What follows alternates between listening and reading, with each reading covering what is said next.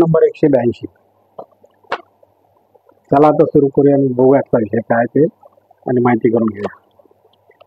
मित्रांनो, आजचा विषय आहे पौष्टिक आहार कसा घ्यावा.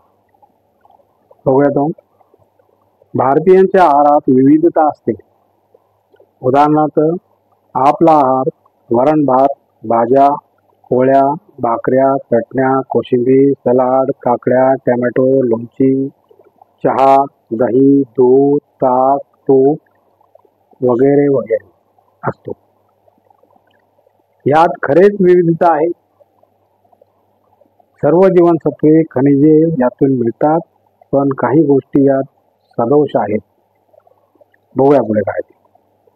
आपण सलाड भरपूर प्रमाणात खात नाही, त्यामुळे फायबरचे प्रमाण आपल्या आहारात कमी असते. बघा मित्रांनो, पण धान्यातील कोंडा काढून टाकतो किंवा पॉलिश केलेली डाळ धुतो, त्यामुळे आपल्या आहारात तंतुमय पदार्थ, फायबर, अँटीऑक्सिडंट, विटॅमिनची कमतरता होते. बापरे, लक्षात घेण्यासारखी गोष्ट आहे मित्रांनो. आपल्या आहारात हिरव्या पालेभाज्या, फळे, कोशिंबिरी यांचे प्रमाण कमी असते. कडधान्ये, मोड आलेले चा समावेश कमी असतो, त्यामुळे बरेचदा विटॅमिन फ्लेव्हनॉइडची कमतरता जाणवते. पुढे बघूया मित्रांनो, आहार आणि हृदयविकार. बापरे, वाढलेले वजन, वाढलेली चरबी हृदयविकारासोबतच इतर आजारांना आमंत्रण देतात. म्हणून वजन अपेक्षित अशा पातळीवर राहील इतक्या उष्मांकाचा संतुलित, पुरेसा, पोटभरीचा आहार घ्यावा. Very good. उंची प्रमाण वजनाचे चार्ट उपलब्ध आहेत. उंची प्रमाण वजनाचे चार्ट उपलब्ध आहेत. त्यानुसार वजन नियंत्रित ठेवावे. त्यासाठी आहारात योग्य ती बदल करावा. Very good.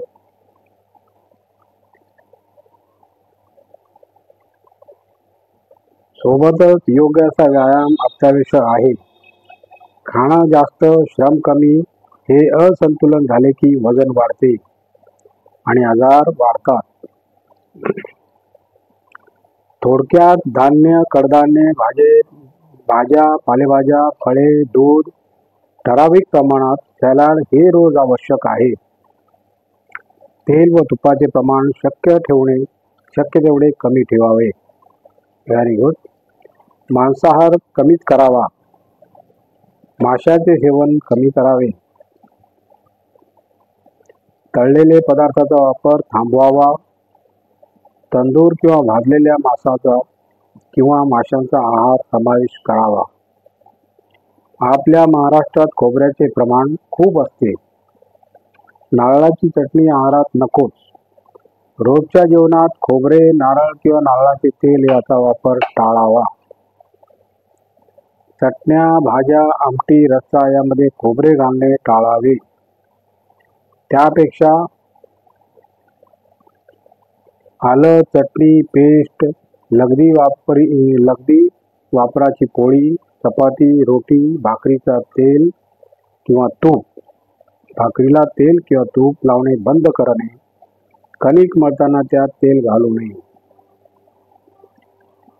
तळलेले अन्न खाण्यापेक्षा ते भाजून खावे. त्यासाठी तंदूर किंवा मायक्रोवेव्ह ओव्हनचा वापर करावा.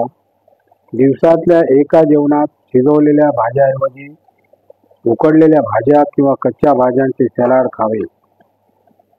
एका जेवणात मोड आलेली कडधान्ये खावी. ताज्या फळे, भाज्या, कडधान्ये, सलाड, डाळी यांचे प्रमाण जेवणात वाढवावे.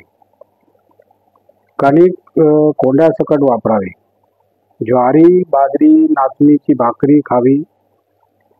छोले, चना, राजमा, उडीद, गूळ, मटकी याचा वापर वाढवावा.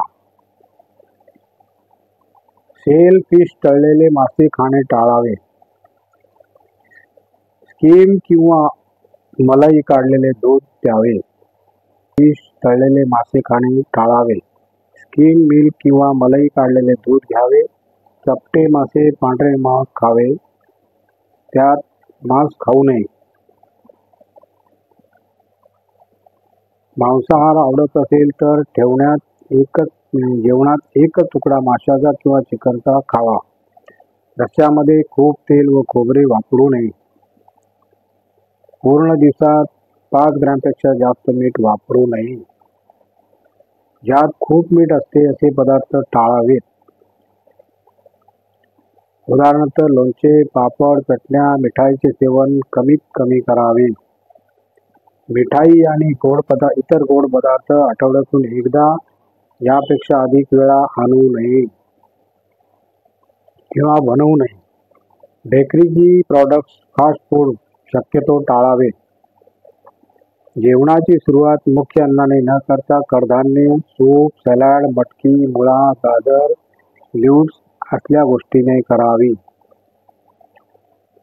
मगच मुख्य अन्न वाढावे, जेणेकरून मुख्य अन्नाचे सेवन कमी प्रमाणात होईल. दिवसातून 2 वेळा भरपूर न जेवता थोडा थोडा आहार दिवसातून 4-5 वेळा घ्यावा. अनेक वेळा खाल्लं तरी दिवसभरचा एकूण आहार वाढायला नको. असे मित्रांनो, आजचा माझा व्हिडिओ संपलेला आहे. तरी तुम्हाला माझा व्हिडिओ आवडला असेल तर लाईक करा, शेअर करा, सबस्क्राईब करा आणि कॉमेंटही करा. नमस्कार. जय हिंद.